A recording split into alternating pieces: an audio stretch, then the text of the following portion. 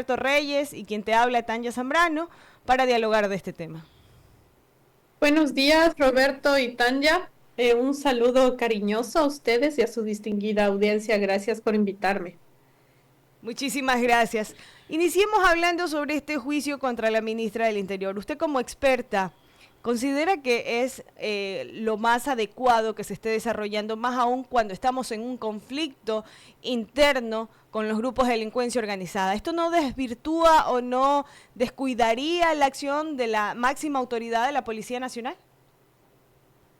Saben que esto es un poco evidente, o sea, no necesitamos ser unos genios para darnos cuenta que la prioridad no solamente del Ejecutivo, sino también del Legislativo debería ser asegurar las condiciones de seguridad del país, ¿ya? Y lo que se ve es un despliegue desde la Asamblea para poner obstáculos al trabajo del Ejecutivo, ¿ya? A través de la ministra Palencia. ¿Y por qué?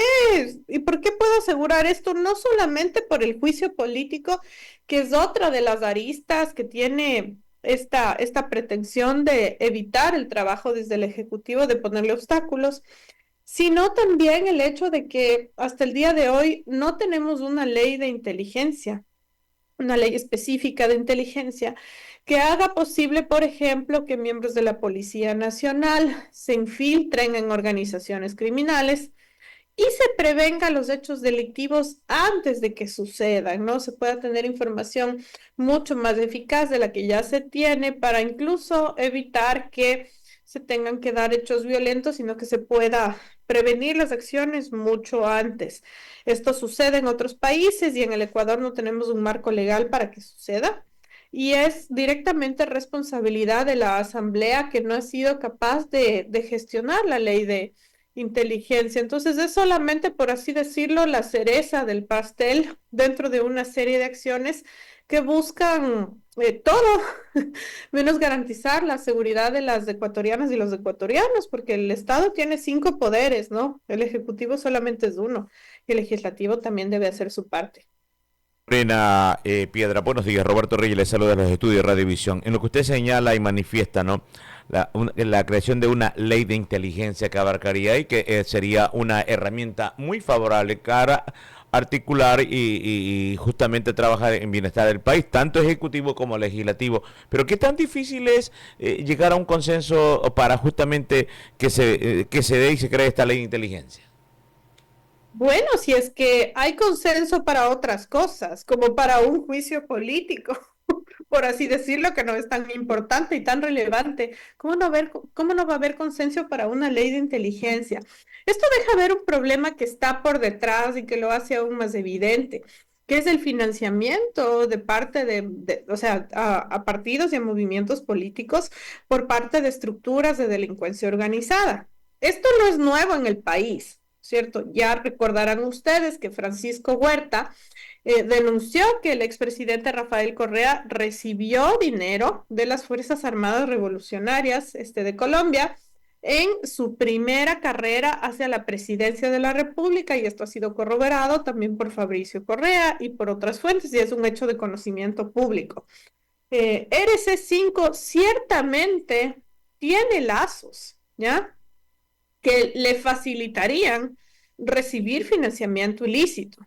Y si ya pasó en el pasado, nosotros podemos leer entre líneas y darnos cuenta que cuando los asambleístas de este movimiento, de este partido, por así decirlo, actúan como actúan, es porque están defendiendo otro tipo de intereses que no son la seguridad de las ecuatorianas y los ecuatorianos, sino son la posibilidad de que las estructuras de delincuencia organizada sigan operando.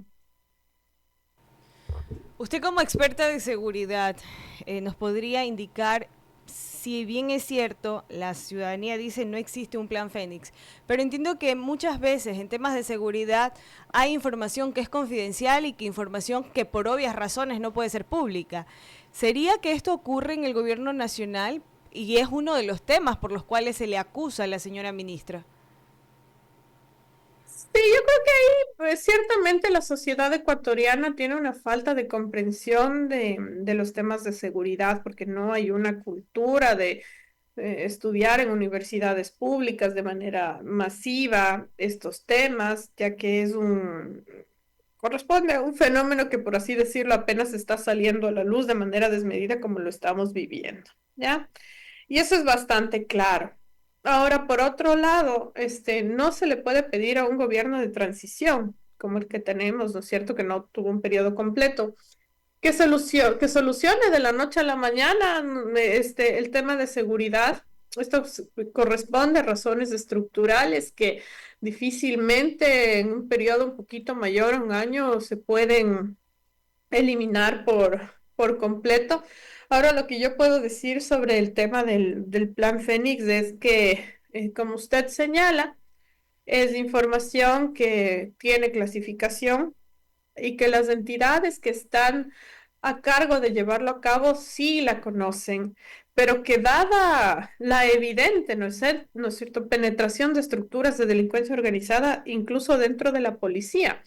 Yo voy a ser enfática en esto. Tenemos el caso Metástasis, donde un general, ¿no es cierto?, que estuvo a cargo del SNAI, que fue el jefe de la Dirección Nacional Antinarcóticos, recibió, ¿no es cierto?, presuntamente dinero de uno de los líderes de las organizaciones criminales y fue cómplice de que operaran en las cárceles, de que tuvieran beneficios y demás. Entonces, dadas esas circunstancias, existen motivos para clasificar la información, porque no todo puede ser público, y existen medidas en las que, o sea, existen medidas en las que se debe tener acceso a la información y sí hace falta también un poco de formación en la opinión pública, en los ciudadanos, las ciudadanas, sobre estos temas que no pueden ser tratados como otros. Eso no quiere decir que en el marco de un Estado democrático hay cosas que no se pueda conocer, pero no se puede conocer todo.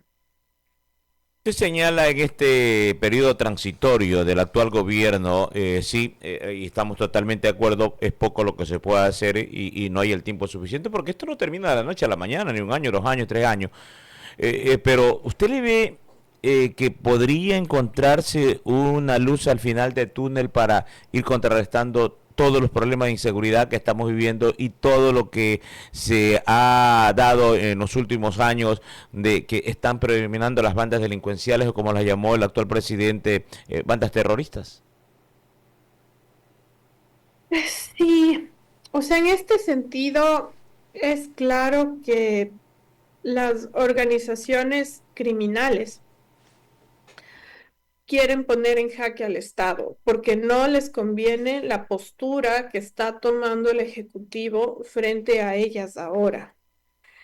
Antes, lo que existía era un pacto, por así decirlo, sobre el cual no se hablaba, pero que les dejaba operar. Recuerden que nosotros no tuvimos durante mucho tiempo radares, no teníamos la capacidad de monitorear el tema de drogas, ni siquiera con alianzas que se pueden sufrir, que se han podido de alguna manera establecer con el gobierno de los Estados Unidos y no se molestaban las organizaciones criminales, por lo tanto, ellas no generaban violencia dentro de las calles.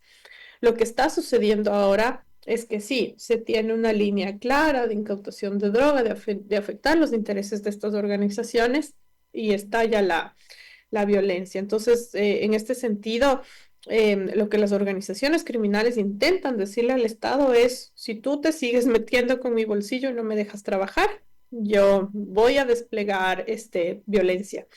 Y las organizaciones criminales, claro, saben que no todo se gana a punta de violencia, sino que la manera más efectiva de controlar lo que pasa con un Estado es financiando partidos y movimientos políticos y haciendo que las personas que encabezan estos partidos representan los movimientos políticos, legislan a su favor y hagan movimientos estratégicos que les permitan seguir operando. Es un poco complejo lograr entender de que a nivel gubernamental se llegó a un acuerdo con bandas delincuenciales, fue como que le dieron autorización para trabajar dentro del territorio y es lo que, como usted menciona, esto ahora que se está combatiendo, que se les está privando de esos, entre comillas, beneficios, les ponen en una situación donde vemos un incremento de hechos delictivos. Ahora, la señora ministra Mónica Palencia, en cada una de sus intervenciones, de las ruedas de prensa, del tema del bloque de seguridad, continúa indicando de que las muertes violentas siguen disminuyendo, aunque la percepción ciudadana es que van en aumento. ¿Cuál sería la lógica dentro de este tema para poder entender por qué ella dice que se disminuye y a la par 2, 3, 4 hechos violentos, por ejemplo, aquí en la ciudad de Manta? Hay otros elementos, ¿no? En primera instancia, que estamos más pendientes del tema y hay más movilización, o sea, hay más, por así decirlo, publicidad de los hechos violentos porque se reportan más. Y esto genera efectos psicológicos en las personas. Solamente la exposición a noticias de violencia genera efectos de estrés en las ciudadanas y en los ciudadanos, más aún cuando este tipo de noticias están por todo lado. Y básicamente por ahí va una de las líneas que, aunque efectivamente este, haya bajado la frecuencia de hechos violentos, nos hace sentir que nada ha cambiado. Eso por un lado, pero lo que no se puede ocultar es que ciertamente las organizaciones criminales, como ya no reciben dinero del tráfico de drogas, porque esto es lo que más se está atacando, han migrado sus formas de obtener dinero al tema de los secuestros extorsivos, han fortalecido las líneas, entre comillas, de negocio que tienen vinculadas a la minería ilegal, ¿ya? Y es ahí donde el Estado también debe empezar a priorizar para manejar de mejor manera. Por eso vuelvo una vez más a lo que decía abriendo la entrevista. La ley de inteligencia no puede esperar un día más en este país y debemos interpelar y exigir a los representantes de la Asamblea que hagan algo, que dejen de pensar en el día del bizcocho, que dejen de entregar reconocimientos a artistas y cantantes y se dediquen a hacer lo que se necesita de ellos, a legislar en favor de la seguridad. Inteligencia que usted dice que es prioritaria y que deberían tanto legislativo como ejecutivo tratarla realmente como prioritaria. Vendría también acompañada justamente con dotar de armas necesarias o de elementos necesarios para también enfrentar justamente los hechos delictivos, porque si algo que se ha dicho acá en el país es de que incluso las bandas están mejores dotadas de armamento que los miembros de la policía y los militares.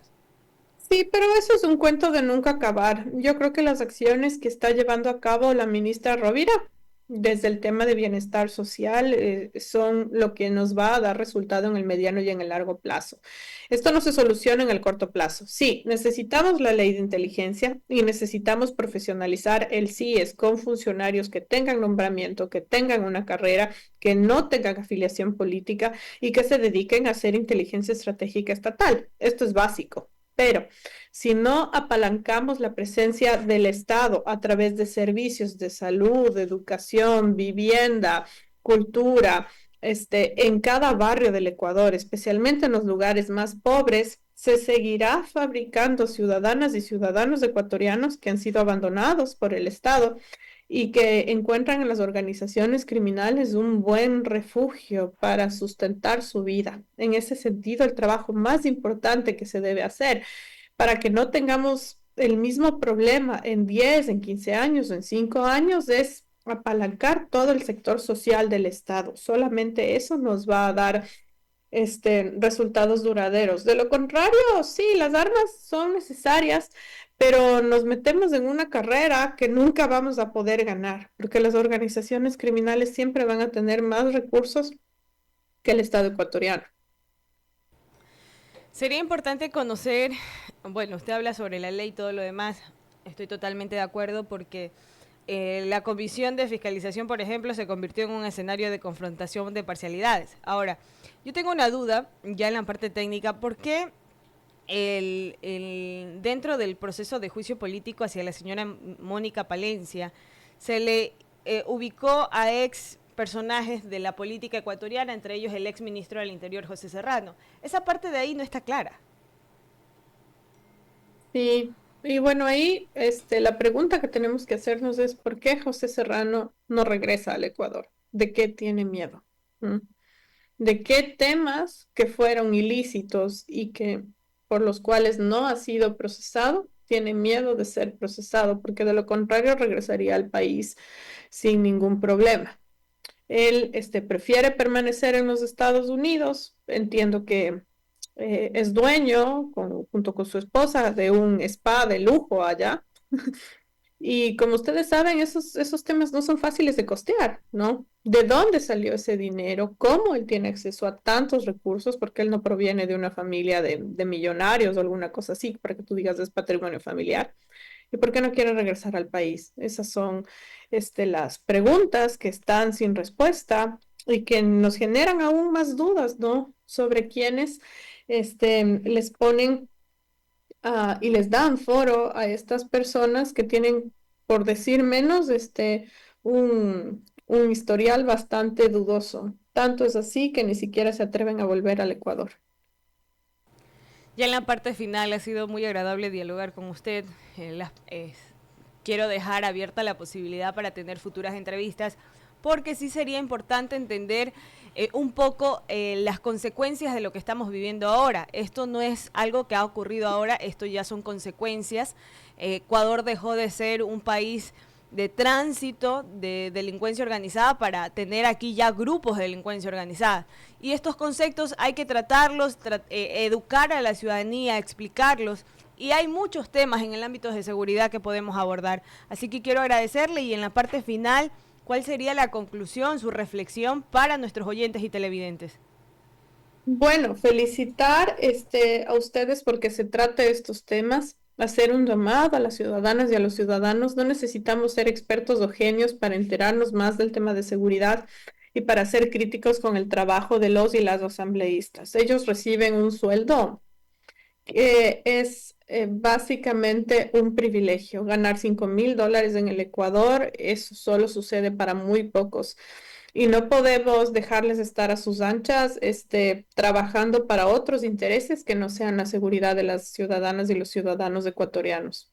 También debemos pedirles cuentas y debemos exigirles que hagan un trabajo profesional.